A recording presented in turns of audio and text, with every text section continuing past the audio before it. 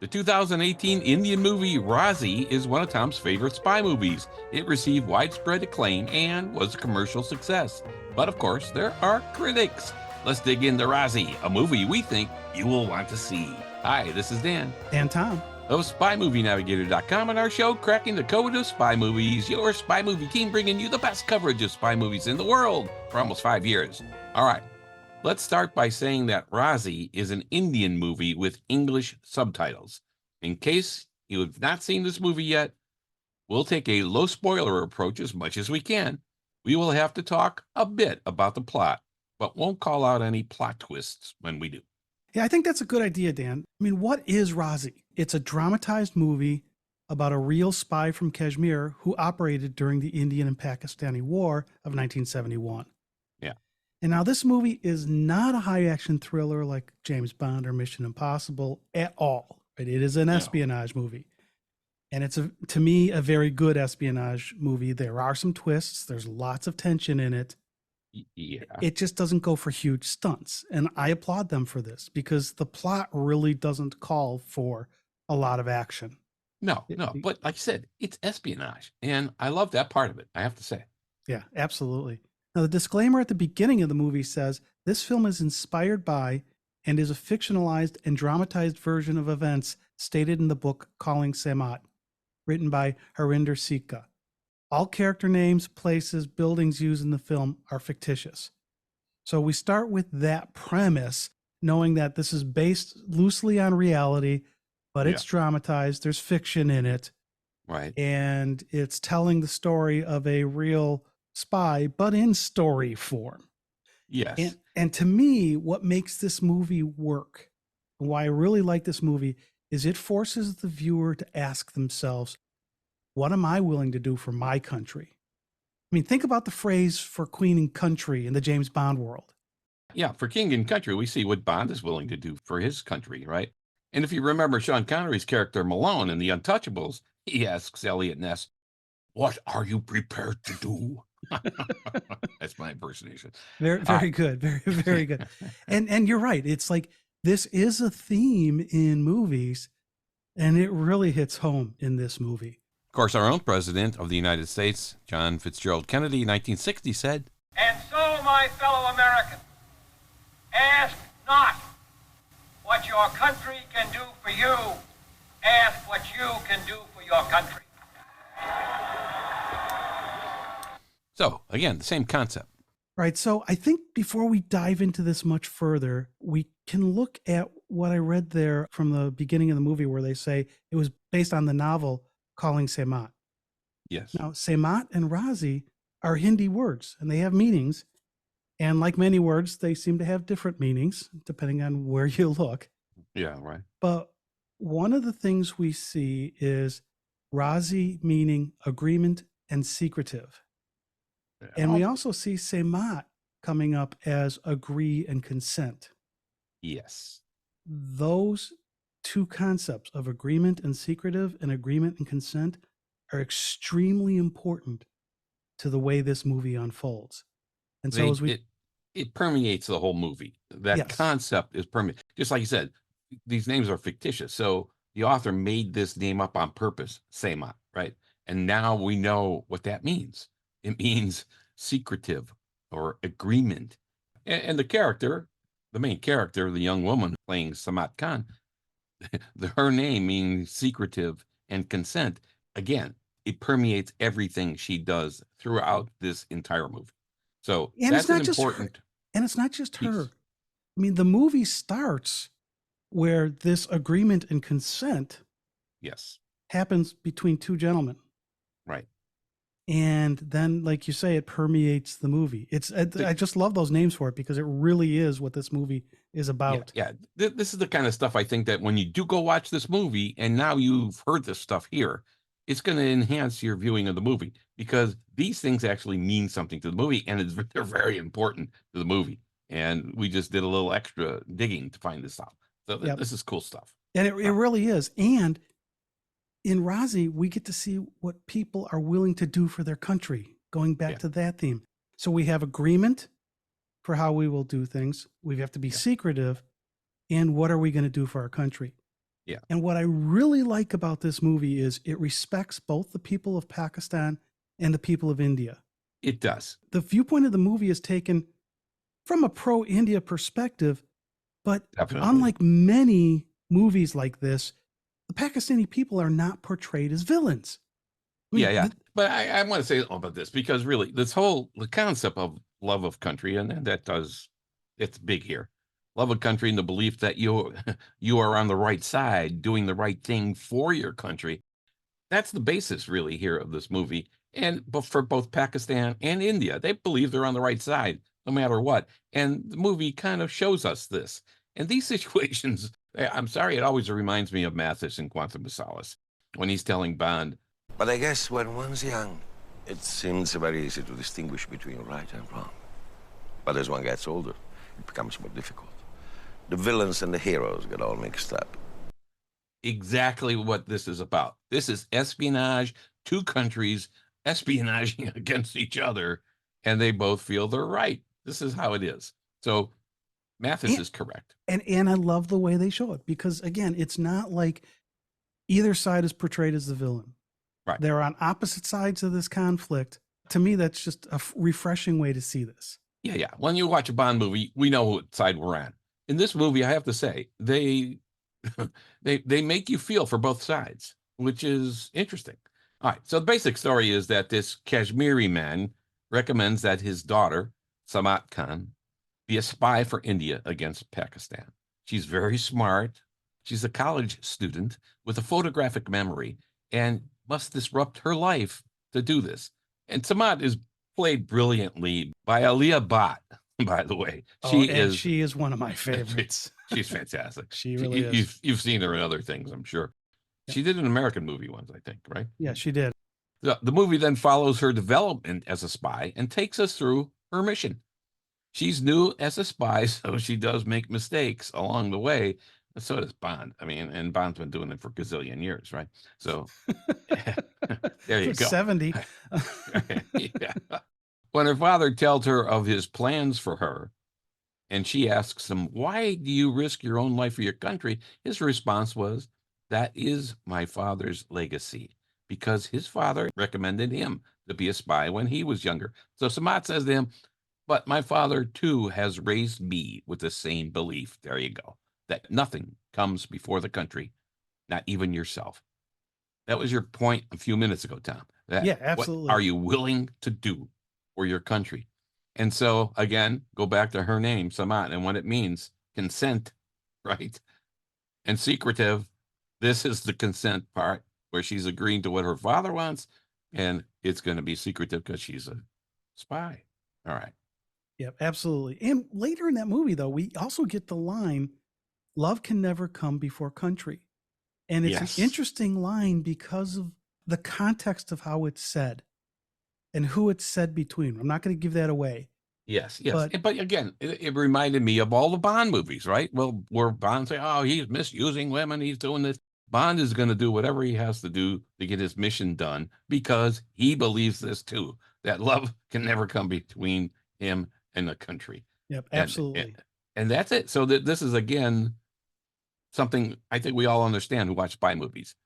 Yep, absolutely. And the other thing about this, I like this movie a lot, Yes. but I actually think the beginning of the movie is fairly slow. It deals with some family issues for about 16 minutes of the movie. Yeah. And I think they overdid that a little bit. I mean, I get why they did it, but to me, I thought it should have been quicker into her getting into her spy training under the tutelage of this very strict, but very fair, and wow, what a character, Khalid Mir in this thing. Yeah. That's fantastic. And I agree with you. This starts off slowly. I mean, it's over a 2-hour movie. So yeah, it's a slow start.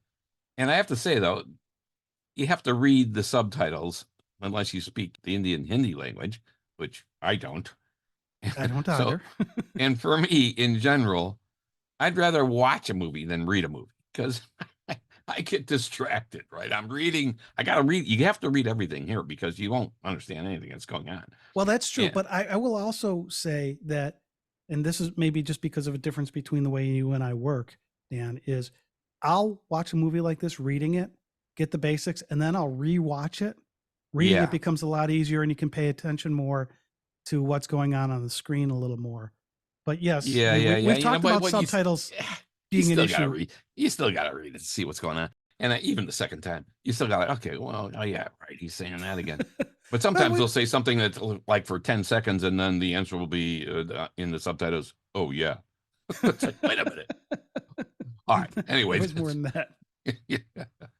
But the pace does pick up, I have to say, and it does grab your attention. So when you wanted to verse through this, I was thinking, I don't know. I don't know if I want to do this movie, but I Yeah, have to because say, I kept telling you how much I liked it, and it's like, you're Yeah. like, I haven't seen it. I don't like subtitles.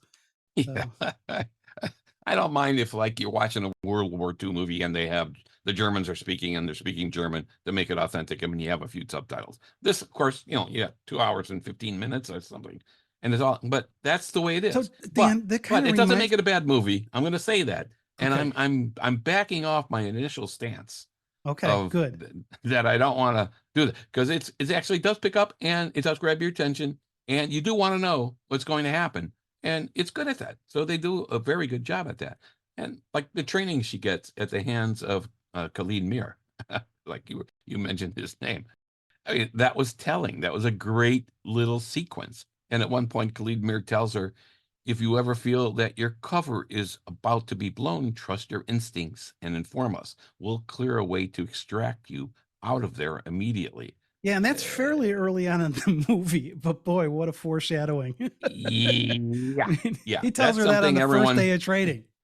Everyone, you want to keep that in mind when you're watching this movie.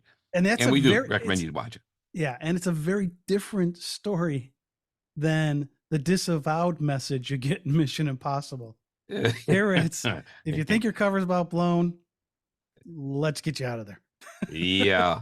They're not disavowing any knowledge of your action, but there are twists and turns here, as well as sometimes things are not so obvious that you're watching. And by the way, Jalip Alawad, who played Khalid Mir, was one of my 2 favorite characters here. Oh, he was great. He's consistently tough and dedicated to the cause. And as the story unfolds, you see this in everything he does. And his face, one of the best faces you can have for his role. And interesting, I'll mention something in a little bit. He does an amazing job. One of the true highlights of this movie is his character and how he plays. Oh my God. Yeah, absolutely. I'm in total agreement with you there. Yeah. Now, okay, let's go forward a little bit. We don't want to give away too much of the plot, but we've said that the espionage here starts out a little slow and takes some time. And then Seymour is implanted into a situation. It takes time for her to do her spying because of the situation she's put into. And it's a very fluid situation, and she handles this very well. Remember, she's just gotten her training. Yeah, and she's stuck in a pretty tough situation. She is. And she's playing the long game here. And she develops the trust. And also, like we see in many spy movies, we do see an intelligence agency having conflicts with their superiors. Think about M having to re-justify MI6, right? And why we have agents and everything. There's similar type of conflict in this movie where the superiors don't necessarily want to listen to what the intelligence agency is telling them.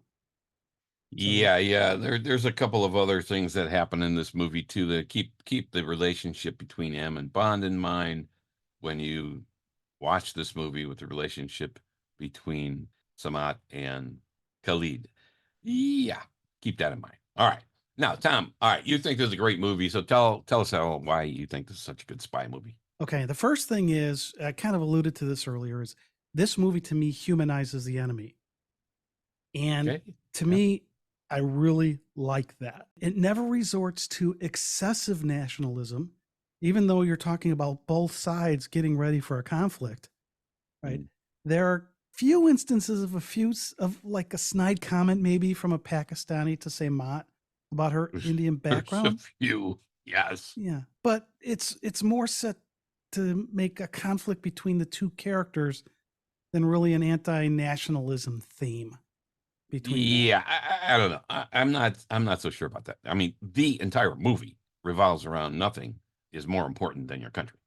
And both sides believe that. So I think nationalism is big here. And I think dedication, I mean, we just talked about it, Yeah, dedication well, to the but it's country. It comes nationalism. about. It's nationalism without being negative, right? You don't get the, oh, those dirty so-and-sos. Yeah. Right. Okay, you're not getting that. Right. Yeah, and to put an example, no Indian character is portrayed as an absolute hero, even Samat.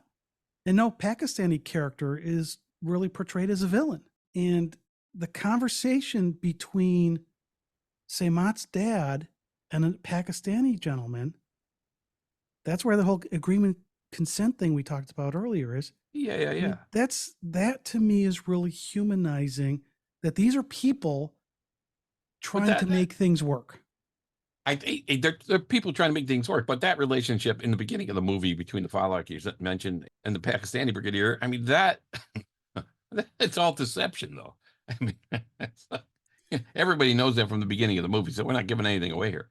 So Yeah. I don't know. Anyway, I do think it's done in it's done without it trying to look like, oh, you so and so, right? Yeah, okay, yeah. You don't have Hugo Drax and say, "Oh, you nasty son of a." Yeah, exactly. Okay, you don't have one of those. Okay, Yeah, I'll give you right. that. All right. The film does suggest that the enemy lies in the eyes of the beholder. I'll agree with that. And really, in any conflict, that's true. Yeah, like it's kind you of said. like what you just talked about with Mathis telling Bond, right? I mean, that's that same kind of thing. Yeah, it is that kind of thing. All right. So, what else, Tom? All right. So the next thing that I really like about this is the complexity of the characters combined with some really excellent acting. We'll start with Samat, and she's like the main person in this movie, played by Alia Bhatt. Now, we've mentioned her in numerous podcast episodes. She's a star in India and gives a great nuanced performance here in RAAZI. And She I know is good. I'm a big fan of Alia, and I think you've become one here, Dan. Yeah, I mean, no, she's good. She's fantastic. Yeah, she's won Best Actress awards in India for her portrayal here of Samat. Yeah. The character goes through a lot of emotions, and I think Bhatt does this very well. Now, we're going to talk about some criticisms of this movie that we've read, but Yeah. I think that she does this really well, and she has some really unpleasant things she has to deal with that are against her wishes. But again, what are you prepared to do for your country? And that comes. And even though there's this conflict, and Bond, we don't see a lot of conflict when he kills people. Even though he doesn't in the books, he doesn't like killing people, but in the movies he kills people. He doesn't have any problem about it. In this movie, she does. She is conflicted when she has to do things as a spy. That, I mean, she was a college kid, and now you're a spy, and so there is that tension, and I love how they built that tension. Again, I don't know how much of that was real in the real world, what that happened, or how much they built into this movie, but they do an excellent job in the movie of building the tension, especially in those scenes with her where she's conflicted. All right. And now a couple places that you might have seen Alia Bhatt before. One very, very successful Indian movie, I think it was from last year, RRR. Mhm. She's in that. In the Netflix movie Heart of Stone, that was her first US-based role. Yeah, great. And so we talked about her performance in Heart of Stone when we did our no spoiler review of that movie. Yeah. So she's one of those up and comers that I really, really like. Yeah. Samat's patriotism here is a family-based emotion. It's not a natural conviction for her, like you're saying. She is conflicted. Her actions are constructed and controlled at first by her father and then by Khalid Mir. So she is obeying orders, and a lot of times it goes against her brain. And that's all we're going to say. Yeah, and the conflict with this character, every lie, everything she overhears, yes, and every hidden truth feels like a race against time for Samat. Sometimes she realizes it, and sometimes she doesn't, and we, the viewer, realize it. Right. Yeah. Right. Now, there's a little Hitchcockian stuff there too, because sometimes we know more than she knows in the movie. Yep. We see stuff and we say, no, go do this, get out of there, whatever. I love that part of it because it does bring us into it, and that they do a good job of that throughout the movie. Really, they do a good job. All right. So the next character I wanted to call out is one that we haven't mentioned yet, and his name is Iqbal Syed, and he's very well played by Vicky Kaushal. Now, he's the son of a Pakistani brigadier. and his character is key to the portrayal of humanized enemy. He's a very thoughtful character. I really think you have to like him. He is such a nice guy, but he's on the wrong side of the conflict as far as Samat is concerned. As things progress, you feel sorry for him. I mean, he's technically a Pakistani, an enemy of India, but he's kind of all of a sudden blindsided about what's going on. And by the time he finally realizes what's happening, there's a great scene of him trying to cope with it. Again, I thought he was very, very well done. The character development was very well done, and the acting was very well done. Yeah, his acting was superb again, very solid, and he's put into a situation again. There's a lot of deception going on in this movie, as you would anticipate in any spy movie, except Bond, where he says, "My name's Bond, James Bond," to everybody, and everybody knows who he is. Here, there's actual deception and there's actual espionage going on. So I agree. This Iqbal guy, he was a unique character in the storyline, and as a viewer, you cannot help but feel somewhat supportive of him. I agree, which again may have been the design and the purpose of this character. While this is based on the true story, like you were saying, I don't know how much of it is true, or how much was the real character versus what they're putting on the screen. Was he really like the character portrayed here in RAAZI? I don't know. But in most spy movies, you know whose side you're on, like we said. As a viewer, you know. But here, there are many ambiguities which ping-pong you back and forth. And I think Samat's handler, Khalid Mir, is, as I said, one of my two favorite characters in the movie, played by Jaideep Alawat. Now, I read an article, and we're going to love the title of this article because, hey, well, we have a lot of impact on the world, I think. This article is called Decoding RAAZI's, come on, Decoding RAAZI's Khalid Mir with Jaideep Alawat. And from the movie, we learned that this character was well-versed in his profession, but that the intent was, from this article, here's the quote, "No one should get to know that who exactly Mir was. There is nothing that should be clear on his face. Emotions like anger or fear should remain inside and shouldn't show anything to anyone. Nothing could be more significant than his mission," unquote. Oh my God. Yes. Yes. This guy, Alawat, plays this to perfection based on this insight we got right there. He plays this to perfection. His face is exactly what this quote said to do. You don't know anything from his face. I would not want to play poker against him. Yeah, we are always left wondering, what's this guy thinking? What's he really thinking? What's he really up to? We're guessing constantly. Oh, all right. All right. So let me get on my the third thing here that I think, and why we should like RAAZI, and it's the cultural context. And I know it's similar to what I've been talking about, but unlike many spy films, RAAZI doesn't lose sight of its cultural context. We see both the cultures of India and the Pakistani people throughout the movie, again, without, what's the word I want to use? Without bias in how they're portrayed. Right. And so I just really, really like that. Right. So as an example of this, as Samat tries to integrate into a family, there are cultural differences highlighted, and but they're not scorned upon, right? When they do that. Yeah, one guy's a little scornful, but well, he's the one. You know, okay. Abdul is a character that is he's not happy she's there, and so you know that's, and he kind of lets her know that, and kind of lets her know this is the way we do things. But that's what I mean. Yeah, but I don't think it's there's cultural differences, and they're pointing them out, right? Yeah. And the camera focuses on the spy Samat, but the perspective extends beyond her, so it envelops the humanity again at play. Okay, all right.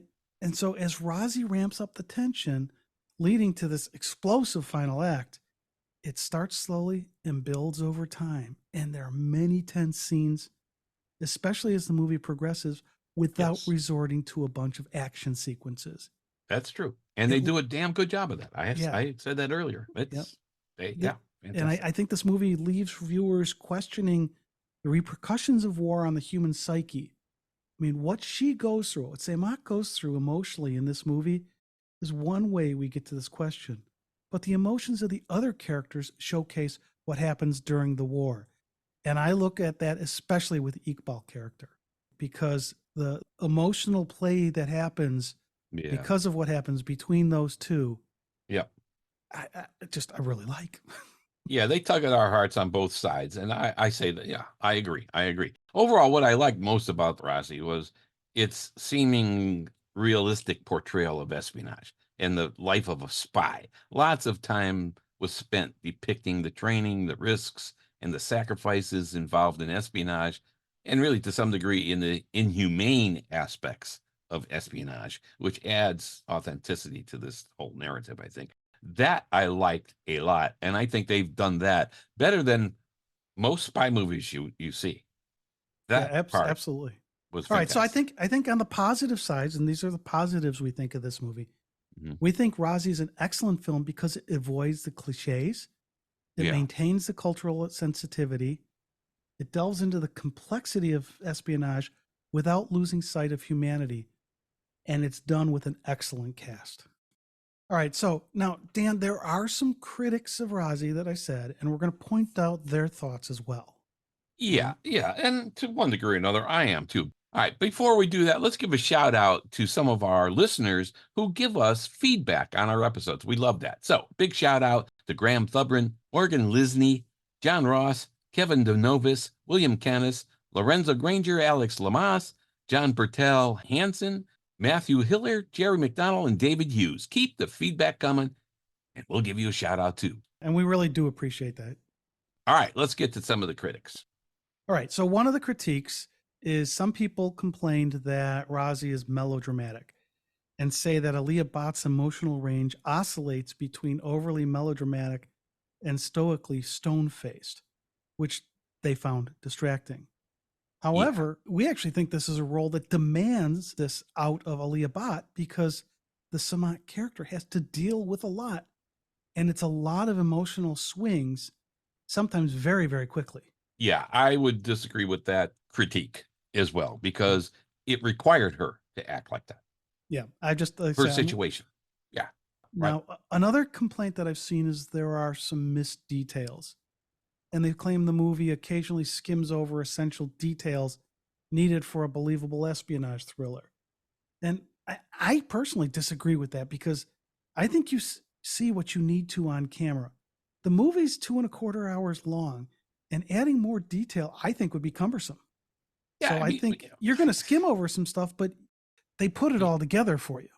I mean, part of that is really the simplification of the political context. I mean, it was, in real life, it was politically intense. So some critics argue that RAAZI oversimplifies the political complexities of the Indo-Pakistani conflict. And the focus on the personal journey of the protagonists, does that detract from the deeper exploration of these geopolitical context stuff? Like you said, Tom, it's over 2 hours now. Yeah, there's no way they could have developed all of this deep political context into this movie. It was more like Bond on a mission, go accomplish your mission. Here, Semat, you're on a mission, go get the mission done. It was more like that. And they don't have the time to go develop all of this geopolitical stuff. Yeah, I'd agree with you there. Right. So another criticism that I've seen is people complaining about a repetitive motif. They say the central conflict of Semat's struggle between her dual personas repeats itself, potentially disorienting viewers. Again, I disagree that because I think this repetition is necessary as she's ping-ponging between dealing with people on both sides of the fence and trying to get her job done. I mean, the struggle is key in our opinion, and she does have to oscillate because she has to assimilate into a group of people. And there's some things she has to do, which are going to go back between, well, here's who I really am, and here's who I am as a spy. And yeah. I mean, again, her situation dictates that she has to be this way. So I didn't think I was going to be defending this movie as much as I am, but I'm just glad I finally got you to watch it. This is another critique that's wrong. Her situation demands she acts that way. Let's not say it's wrong. Let's just say we disagree with it. with that critique. What do you do? All right. All right. And then finally, if you are not used to watching a movie from India, some things are handled differently than what we see here in the US. You know, like Dan was talking about the fact that it's in subtitles and he struggles, you know, he doesn't want to read the movie, he wants to watch the movie. Yeah. Right. So, as an example that was also interesting to me was at one point, one of the characters pulls out a cigarette and the words smoking kills are displayed on the screen. You don't see that here in the US, right? Yeah, I don't see that here. And then also many Indian movies have dance breaks where there's a song played and people dance, and the words to the songs often advance the plot. Mm-hmm. Now, in RAAZI, there are no dance breaks, but there are a few scenes where a song gets played, where action occurs. As an example, there's a wedding in this movie. Mm-hmm. We don't hear dialogue. It's just the song playing. We hear the lyrics of the song. Right. And you see the subtitles. So, I mean, there are songs played in this movie whose words that are displayed on the screen in subtitles are meaningful to the plot and the story. So you do have to pay attention to the song. Yes. And as I said, it's very common in Indian movies that you see that. Yeah. I'm glad they didn't break into dancing, as I think that can detract from some plots. Yeah. For example, in Pathan, there was a dance break that I thought detracted from the movie, even though the lyrics tried to pull it along, pull the plot along. It's a different way of producing movies and watching a movie than what we get here in the US. And so if you're new to an Indian movie, you may go like, wow, that's different. Just but realize here there's no struggle with the lyrics pulling along the movie. I think they're part of the movie and intentionally integrated in the movie exceptionally well. Yes, and that's usually the case. It's just a lot of times there's dancing, and thank goodness there isn't, because I think they would have detracted from the movie. Yeah. So, in summary, opinions on RAAZI vary. I personally really like it, and Dan, I think you're coming along to that, right? Yeah. That we like this movie a lot. It has its strengths, while some viewers may find certain aspects less appealing. Ultimately, whether you think it's a good or a bad spy movie depends on your individual preferences and expectations. And I also wonder how big an influence your culture will have on your opinion of RAAZI. I don't have a big background on the Indian-Pakistani war. And if I was Indian or Pakistani and I had relatives who fought in those wars, you might have a different opinion than we do here. Yeah, your cultural background is going to impact your view of the movie in some degree. However, you look at it as a spy movie, you like spy movies, this is a very good spy movie. So I absolutely agree. You should see the movie. We hope that what we've just done here is going to enhance your viewing of the movie. And that's about as far as we're going to go. So that's a wrap. All right. This has been Dan and Tom of SpyMovieNavigator.com and our show, Cracking the Code of Spy Movies. Subscribe to our show in your favorite podcast app and to our YouTube channel too. Lots of fun stuff there. Thanks for listening. We appreciate you spending time with us.